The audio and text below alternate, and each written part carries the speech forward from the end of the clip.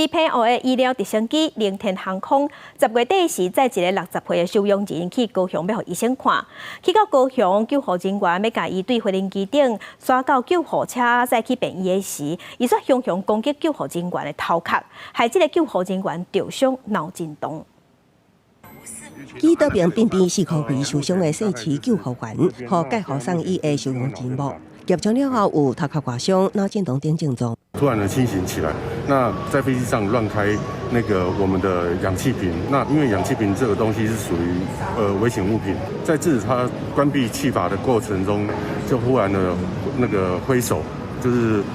朝我头部攻击。 代志发生伫拜二的尾仔马偏澳港一名收容人，疑似脑血管塌着，医师判断要转去高雄中继治疗，伫2名介护人员陪同，坐凌天航空的医疗直升机红衫拄到高雄，细市救护员要将人为机顶探架刷去救护车的时阵落幕。凌天航空表示，当前因为领导立场暂时无过，也不希望医疗暴力唔能够出现。同仁现在是保留他法律追诉的权利哦，他目前暂时不进行提告，但我们还是严厉谴责这种医疗暴力的行为。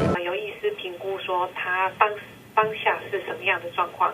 那有需要的话，我们就会主动帮他提起，那依据医疗法去帮他争取应该有的权益。偏澳县长陈光浩强烈谴责暴力，执行卫生局调查，卫生局表示会要求航空公司加强防范措施，将暴力精神疾患也是法定通报传染病患，申请医疗后送的时注记，保障后送人员生命安全，也提醒民众对医术人员有胁迫、恐吓等非法行为，恐惊触犯医疗法，会面临5万罚款，也是3年以下有期徒刑。救护员也受到医疗法的保障，会积极调查，若触犯会违法。记者综合报道。